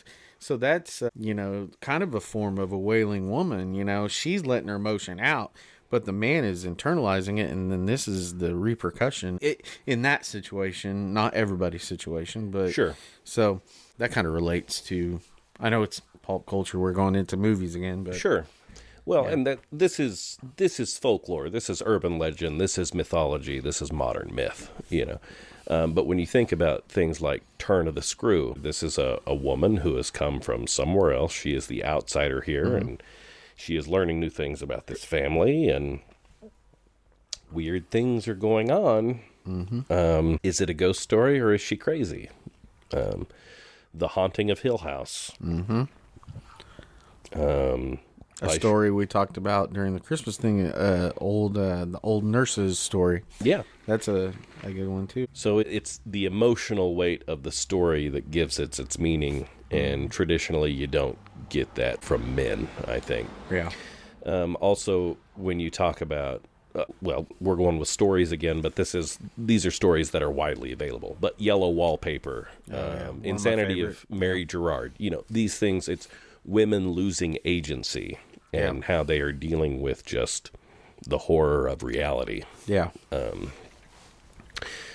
And I talk a lot about the horror of place as well. If you watch the fourth season of True Detective that takes place in Alaska, it's like you're watching, there might be a monster on the loose out there, but you're also watching just the horror of everyday life in this rugged area. It's just hard to live there, at the end of the day, on all these stories, it just comes down to the emotion, the heartbreak, sadness, anger, all that stuff. And we're talking about extreme emotions, but everyone has the opportunity to experience extreme emotions at certain times in their life. It's interesting where those originate from. Sure. And then there are, in America, where we have man-made reservoirs, there are some bridges where you cross them and there is a city underneath you. Yeah. That got flooded out. Ideally, they evacuated the town, but there's a movie we watched a long time ago. Oh man, that's a good one too. And I was just thinking of In Dreams. In Dreams, yeah. And its basis is like, no, this family left their kid to die, to drown. They chained the kid up in the bed while the reservoir is filling. You know, that was the intention, to leave the kid behind. The town, to make a reservoir. Yeah.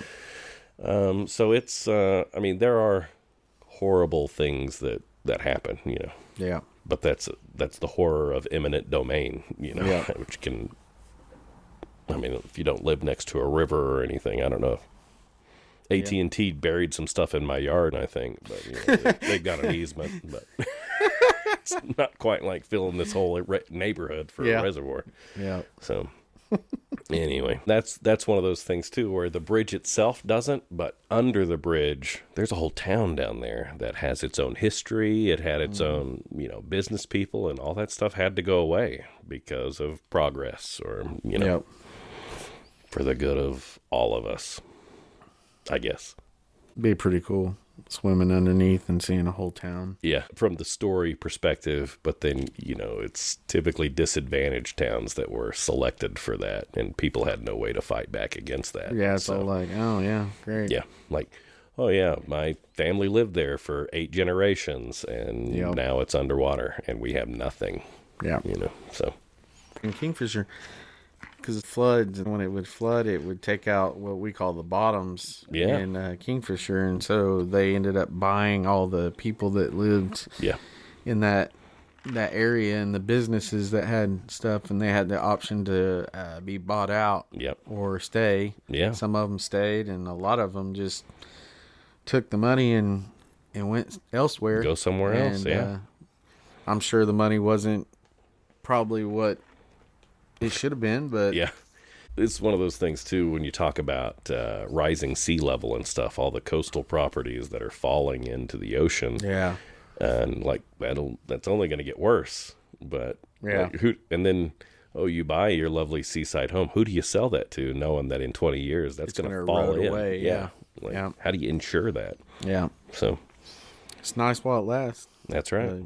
I've always like, you see those pictures of all those beach houses along it, and you just think in your head, you're just like, man, I wonder what that's going to look like here in 10, 15 years. Nothing lasts forever. Yeah. But, and there's a whole lot of ways to look at that, you know, when there's that defiance where it's like, no, I can put my house on cinder blocks. I can, you know, the flood waters never get higher than this. Yeah. But then, like, well, there's that once in a century flood that does get you, you know, or whatever else. The horror of nature. Yeah. The passage of time. I can kind of relate to why these people were like, yeah, the devil helped you make that. Oh, yeah. Because you see bridges nowadays, and you're like, how do they construct this stuff? Like, over water, you know what I mean? Sure. The one that always intrigues me is the out in the middle of the ocean. Those rigs. The rigs that are deep water. How they do that, how they build it from up, you know? And I mean, there's a way, you know, obviously. Of course. It's being done. It's just, it's just like, so I can see, you know, in that time period where like this stone bridge is just built, and you're like, how did Bob do that? Oh yeah, that guy. That guy sold his soul to build that bridge. Because magic had to do that. Absolutely. Yeah. If you ever go to the Science Museum, and I'm sure it's at lots of other places, but it's a friction and physics experiment.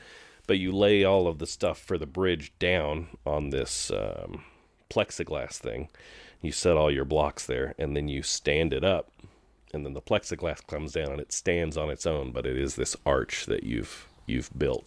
You look at medieval bridges and stuff that are still standing, and it's like you've got your giant stone right in the center, and then it's just piles of rocks, up against that to keep it from, and it's the friction, and this is not a physics podcast, and it's still there. It's still there. That's the amazing part is a lot of those bridges are still there, and think of how much stuff has traveled across that. Absolutely, and it has never collapsed or buckled in. It's crazy. Yep, crazy stuff. Crazy. But then we have bridges that are fall apart because of one bolt. Right, yeah. You know what I mean? Like the Silver Bridge, one eye hook or something had a fracture in it. And then it's just like, collapse. And it's one of those things where it drives me crazy, but it's like, well, it's never failed before. Well, yeah, it only has to fail the one time. It has to fail one time. That's all it has. Right. It's just got one. Yeah, it just has one chance, man. Yeah, it's crazy. Oh, man. Not to add to anyone's driving anxiety or anything like that. But don't think about it when you're going across. Might be a good time to point out that America does have an aging infrastructure. Yeah. Yeah. And depending on your area, it may not it may not be inspected, but right, yeah. You just live life. Yeah. Can't live in fear. That's right, just keep going. If it's my time to go, it's my time to go. Yep. Oh, what just like that bolt. If it was that that bolt's thinking today may be the day. Today's the day. Can't hold on anymore. How many bridges do I drive across going back to Ardmore? Yeah. It's all like, man, I got maybe one at least on my way back home today. So I'm gonna be, maybe there's another way around. Right. Oh shoot! That clock that is somewhere in Europe. And the story was that a man showed up one day and built this clock, and then was gone the next day, and no one knows who the guy was, and he did it all by himself, and the clock still runs to this day. Hadn't heard that. But then in New Mexico, there's that chapel where there's some freestanding staircase up to the choir loft, and some stranger. That is in Albuquerque. Albuquerque, yeah. Albuquerque, New Mexico. Yep, we were there earlier this year. For that hockey tournament. And I have a picture of the outside of that chapel. When we were going to Albuquerque and my mom found out, she was like, oh, you've got to go to that chapel. So and you got to take pictures of the stairwell. And that's the first I'd ever heard of it. And she's telling me the story, and I'm like, okay, well, shoot, we'll check it out. We have downtime, Yeah. And so we went down after one of the games, and they were doing construction. So they had closed it. You couldn't even walk up to the outside of it. I had to take a picture from the road while we were driving by. So we took a family trip to Red River, and Susan and I wanted to go see something in Albuquerque. We went to a museum and something else, but my dad was like, I'm going to come with you, and we're going to see the stairway that leads up to the choir loft. And I'm like, what a weird thing to see, but okay. Yeah. And then he's like, do you want to come with us? And I'm like, I don't know what you're talking about. And so finally I get him to tell me the story. I'm like, oh, that's a cool story. And you get there, and it's, that's their story about this stranger that showed up and built their staircase, and it's neat. Yeah. The story that goes along with it. But, well, when Mom was telling me the story of that, it was straight up the same scenario as the clock. Yeah. And see, I've seen the documentary about the clock, and I don't remember exactly where that clock is, but I know that it's a big deal because the clock is very elaborate, and it is accurate, and it is still working to this day. Like, it has not failed. Yeah. But it was the story of a stranger from outside from that village that came in and built this clock for them, and then disappears. Yeah. And no one knows who he was or why he did it, or and if you don't know, it can be anything. The devil. Yeah. Yeah. I mean, depending on your frame of reference, like, it could be aliens. Probably not, but it could be. If it could be anything, it could be anything. Yep. It was a guy that sold his soul to the devil. Yeah. And he has to roam the earth for the rest of his life. Building stairs building and clocks. stairs, clocks, and bridges. Yeah. And then we put the stories of crying women and baby cries to each one of them. So your theory is that it's just this one guy who's out there doing this. Yeah. But, okay. But it all comes back to the devil, so. Yeah, right, yeah. Well, we went a little off the rails We did, towards the end, yeah. but we usually do, so that's true fashion to the show. Yeah. You have anything else to throw in the mix? I feel pretty good. What might be interesting is to get people's own experiences at their bridges, but you'd have to reach out to us to tell us your story. There's a certain someone that I have tried to get on this podcast from day one. Yeah. So hopefully she'll budge. But Does she listen to this podcast? I don't know. See, that's maybe not. Let's get her a She sticker. might not hear this, but I'm gonna keep reminding her that she wants to be on this podcast. Yeah. Well, and you said your parents have some ghost stories. That's interesting to me. I don't know if they would come on, but Well, we could. get some of their stories, I guess, rounded up. Yeah, have them. A little better detail than I did today, where it was just. I'm sure your half dad facts, would but- love to type out his story. Oh yeah, he would love to just write that down for us. He's retired. He doesn't have anything else to do now, so why not just record? Hell, just write a book, Dad. Just write a book. What are Yeah. you waiting on? Yeah. The lady that I'm trying to get on, I'm not going to tell her experiences that she told me, because in case she is on here, that'll be the episode. But there is a crying baby. Yep. And that's the thing. Crying babies may seem unusual, but it is very common for paranormal experiences.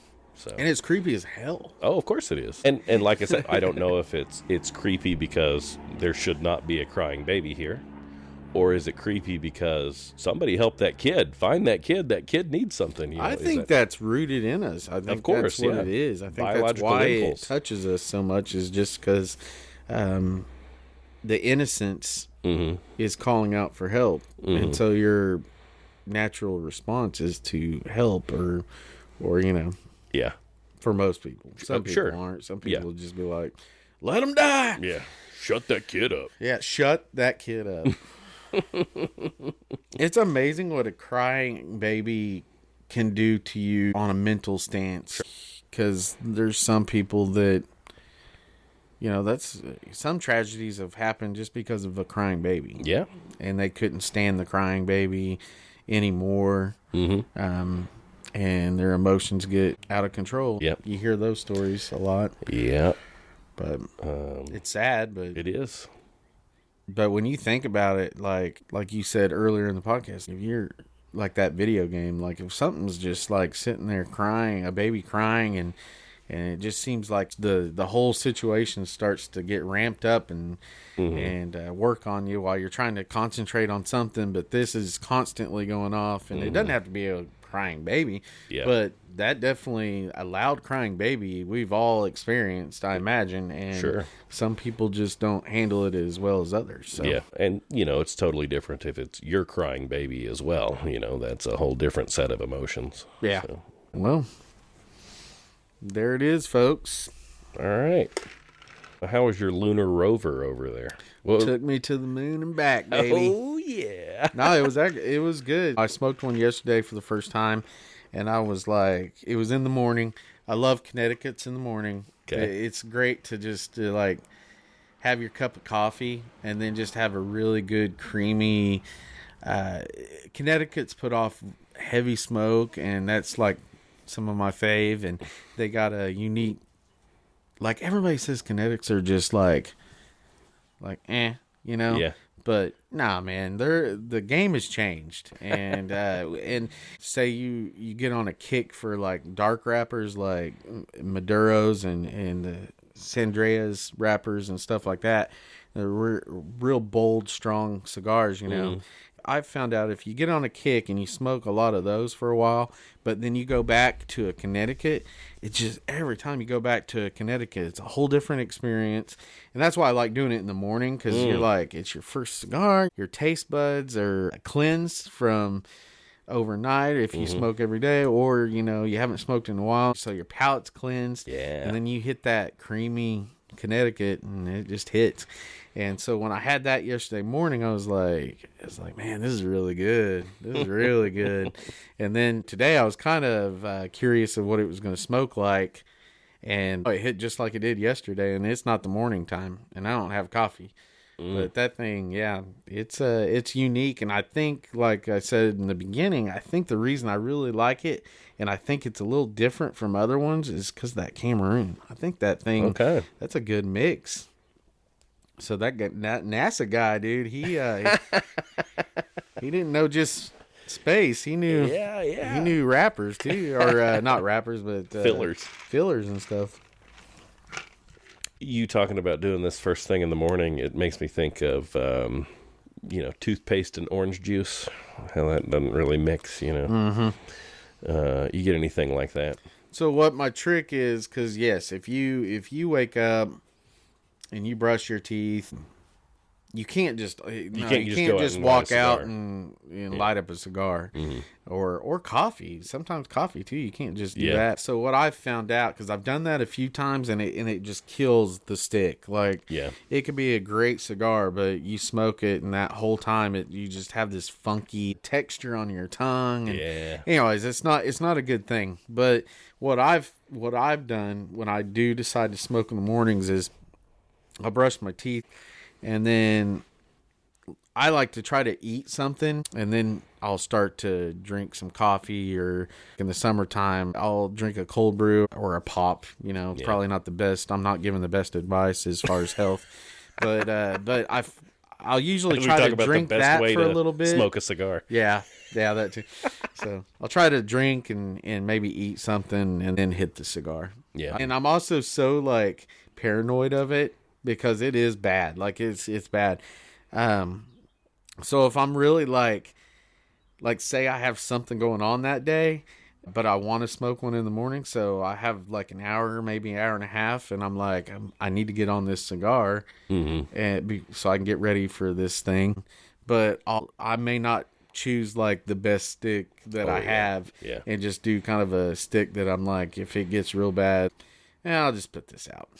Anyways, but no, this one kicked. How about yours?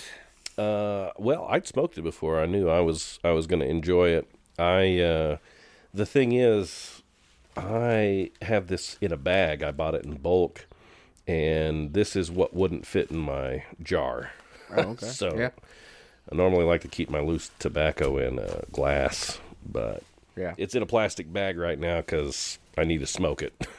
Yeah, I haven't picked up my pipe in a while, and I need to, but the Founding Fathers, that's a good mix. I think so too. Yeah, I was afraid. I didn't have any jars, but I was afraid that it was just sitting in the bag. It was going to go, so I put it in my humidor. Yeah, so I think it'll be fine. It'll be fine in your humidor. So, yeah.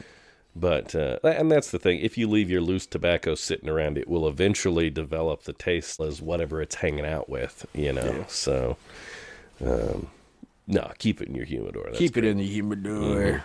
Yep. Keep it in glass or acrylic. I don't know, everybody's big into acrylic. I like glass, but acrylic's fine. Yeah, acrylics are good for cigars. Yeah. They're good. If you don't have a fancy electric humidor or something like that, I suggest those. I get some boxes off Amazon that I have that are acrylic, and they seal really good and stuff like that. Put your little humidification pack in there, and you're good to go. Yeah, that's the thing. They make it so easy these days. Getting into this is so easy. Yeah, it is. It is. You know what's funny? You say that, and I've been watching wristwatch repair. Oh, yeah. And so they take like automatic watches, and these guys it's a hobby. Sure. And they just make YouTube videos of them just basically, they take it all apart, they clean the parts, then they put it back together, and they lube where they need to, and then they get it running again. And a lot of times they'll take ones off of eBay. They'll just buy these broken up watch movements, and then they just put them back together and get them all refinished and restored, and then they look freaking awesome at the end. And I'm just like, man, I can do that. Yeah. And I've been watching a lot, and I'm like learning a lot, and I'm like, I can do most of that. Like, there's stuff that they do that is a little more advanced, of course. But man, that looks like fun. Just kind of sitting down and just like Tinkering. focusing on these little things and making something come back to life, Yeah. And because those things are pretty resilient. Oh, and, yeah.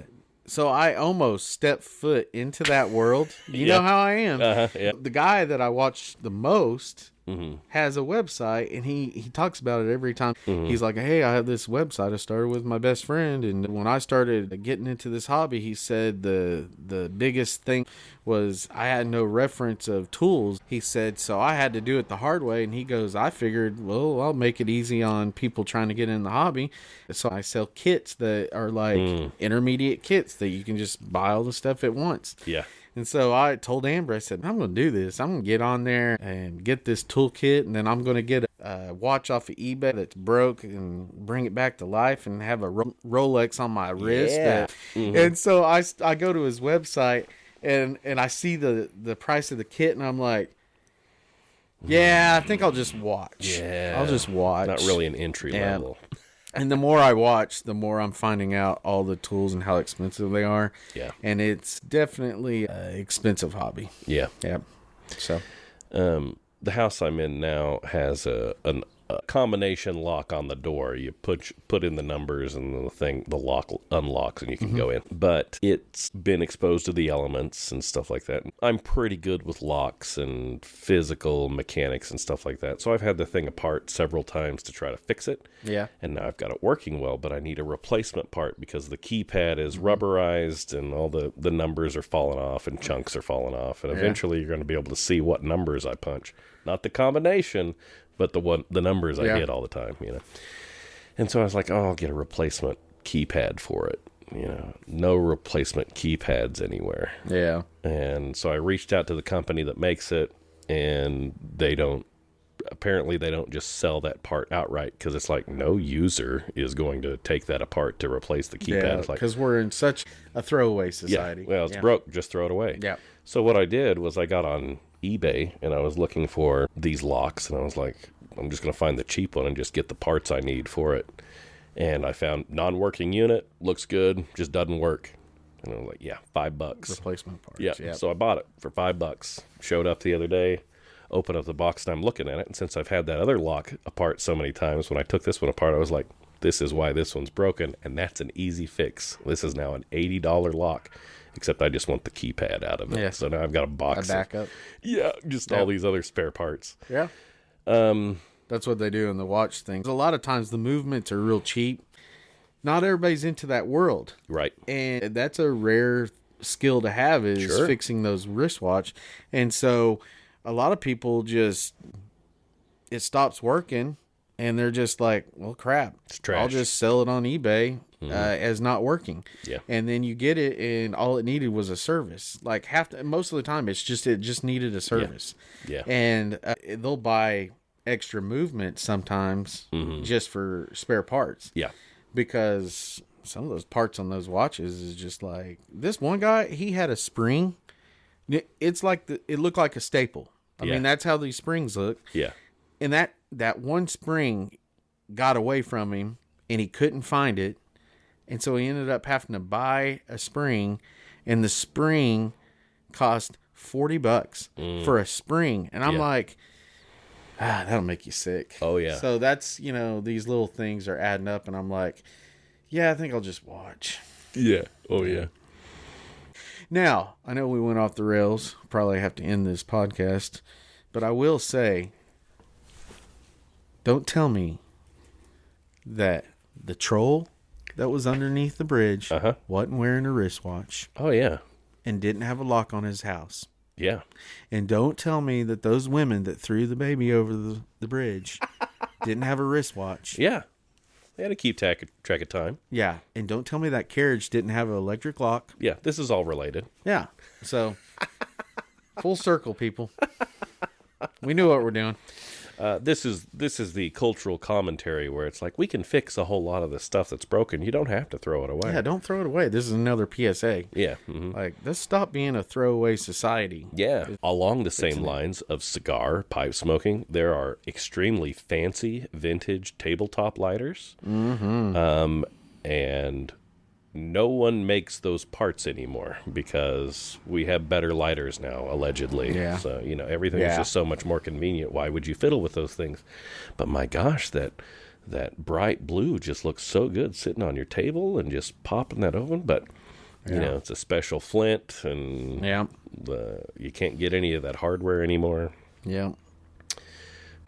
I've bought this lighter right here is like one of my favorites for touch up because it's a single flame. Yep. And this is my third one. I just bought this like probably a month ago. It looks like a lightsaber. Yeah, it does look like a lightsaber, but it's pretty good. But anyways, they're cheap. And so when the other two went out, I was just like, I'll just go on and buy another one. So this is my third one, but I don't throw away. I kept both of them, so I have both of them at home, and I use them as spare parts in case something goes bad. I tried to fix the second one that went out. The first one I couldn't fix because I dropped it, and it broke the tank, and it was spewing everywhere, and I don't know how to fix that. Yeah. But the second one, it wouldn't... Oh, this little thing, the little tip that shoots the spark. It basically came apart. So, but I ended up buying a third one. But I kept the other ones because I think you can use them as spare parts. Yeah, of course. Yeah. So that's one of those things. I do that a lot where I'll buy things to try to fix, and especially if I'm getting a replacement, then this thing is trash. Why not take it apart and see how it works? Yeah. So. Good learning part, yeah. Well. I think we're there, man. Yeah. Hell of an episode. That's what I say. Well, that's Crybaby Bridges, folks. Crybaby Bridges. Yep. Episode 15. Yeah, we're on 15. So, if you just joined us, thanks so much for joining us. Yep. If you've been with us the whole time, thanks so much for listening. Oh, please, yeah, I appreciate it. Please keep listening and tell all your friends. Tell all your friends, yes. You found us on whatever podcast app you're listening to. Supposedly we're on a lot. Yeah. We have an Instagram. You can reach us on Gmail. Send us an email. Yeah. If you follow us on Insta, we have a link there at the top that goes to our link tree, and it goes to other forms of contact.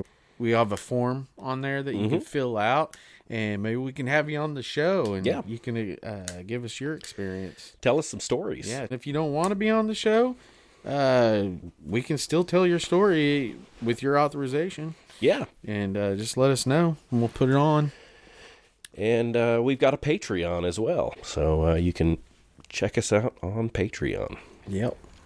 So, thanks so much for listening. Yep. Play us off.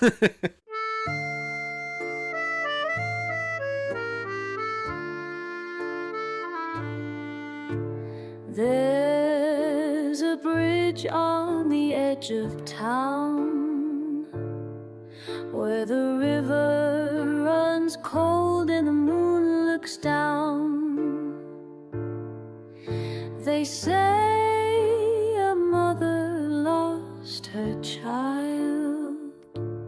Now she roams that bridge wailing wild.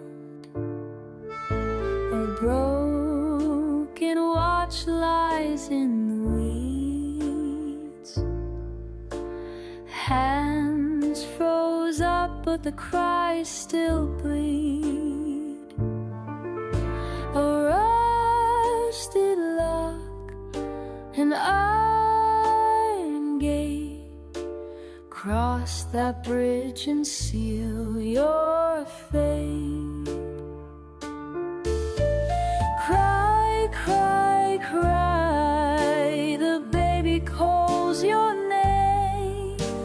Wind turns cold, but the night don't change. Well, well, well, the mother walks alone. Her tears fall fast, but the child is gone. Down below where the shadows creep, something waits where the river's deep. It knows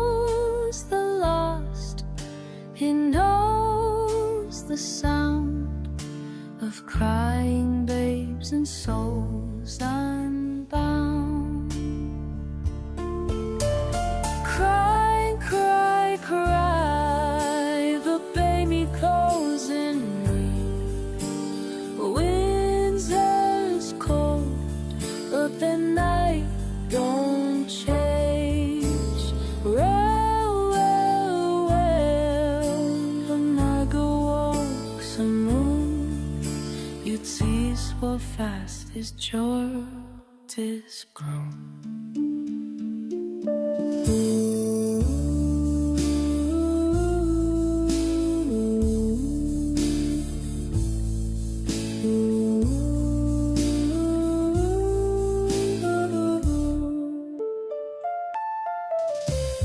Cry, cry, cry, the baby calls your name.